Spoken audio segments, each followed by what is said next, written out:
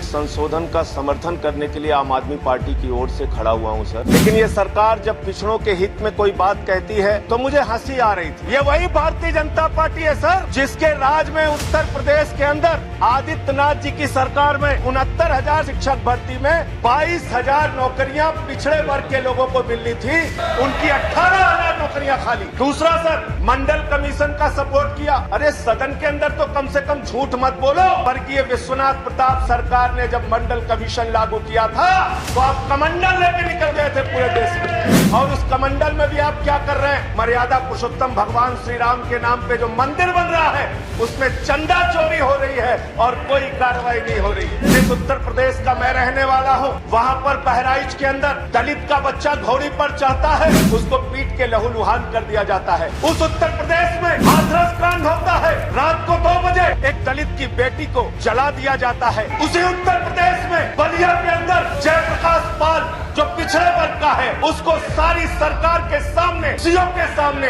SDM के सामने उसकी हत्या कर दी जाती है। सर, गुजरात के अंदर मूछ रखने पर दलित की हत्या हो जाती है। भारतीय जनता पार्टी जहाँ सरकार है वहाँ दलितों को, पिछड़ों को, शोषितों को दबाने का काम आपने किया है। और मैं आपके माध्यम से मांग करना चाहता हूँ सर, इनसे मांग करना चाहता हूँ कि अगर वास्तव में आप दलितों, पिछड़ों के लिए कुछ करना चाहते हैं तो ये 50% की जो आपने सीमा है, इस सीमा को बढ़ाने का भी आप बिल लेके संसद के अंदर आइए, वरना ये दिखावा मात्र होगा। ये ओबीसी संशोधन बिल जो आप लेकर आए हैं, ये उत्तर प्रदेश के चुनाव, उत्तराखंड के चुनाव और बाकी राज्यों के चुनाव को देखकर लेकर आए हैं। इसी सदन में सर एक माननीय सदस्य ने प्राइवेट मेंबर बिल प्रस्तुत किया था, विजय साई रेड्डी जी ने, और उन्होंने कहा था पिछड़ों का आरक्षण संसद और विधानसभा के अंदर भी होना चाहिए था। भारतीय जनता पार्टी ने खुलेआम उसका विरोध किया इसी सदन में। वो दर्ज है कार्रवाई। ऐसा राज्य है उत्तर प्रदेश। मैं आज सुबह आ रहा था, मुझे पता चला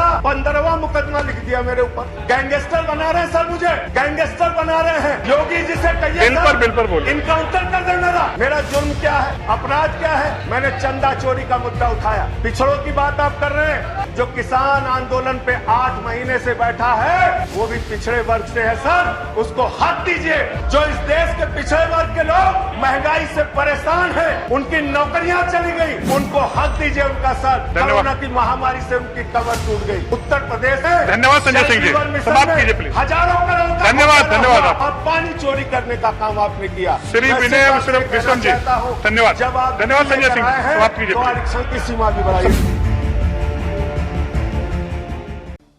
मैं बार बार इस बात को कहता हूं कि भारतीय जनता पार्टी अपनी मानसिकता से, अपनी विचारधारा से, अपने कर्मों से पिछड़ों, दलितों और शोषितों की विरोधी है। और आज जो हाईकोर्ट का फैसला नगर निकाय के चुनाव के संबंध में आया है, इससे एक बार फिर साबित हुआ है कि भारतीय जनता पार्टी पिछड़ों के खिलाफ है, पिछड़ों के आरक्षण के खिलाफ है, पिछड़ों को उनका हक देने के खिलाफ है। अब इस नगर निकाय के चुनाव में संवैधानिक प्रक्रियाओं का पालन करके, आयोग बनाकर, सर्वे कराकर आरक्षण लागू करना था।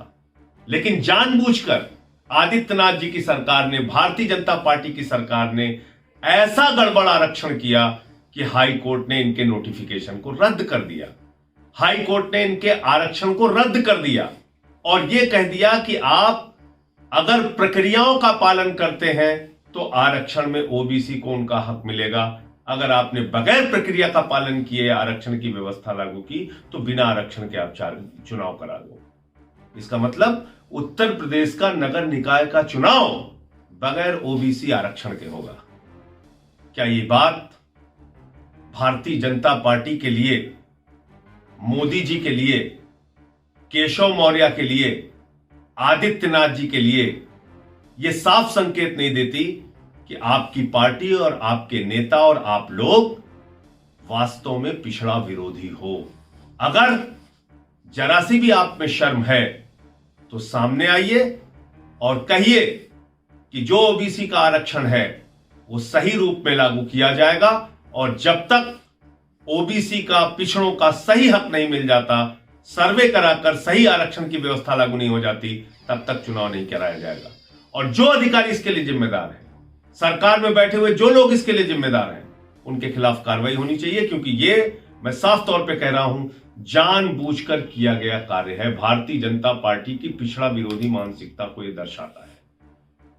अगर बगैर ओबीसी आरक्षण के चुनाव में जाने की कोशिश भारतीय जनता पार्टी ने की तो आम आदमी पार्टी सड़कों पर इसका पुरजोर विरोध करेगी। हम इसके खिलाफ सड़कों पर आंदोलन करेंगे।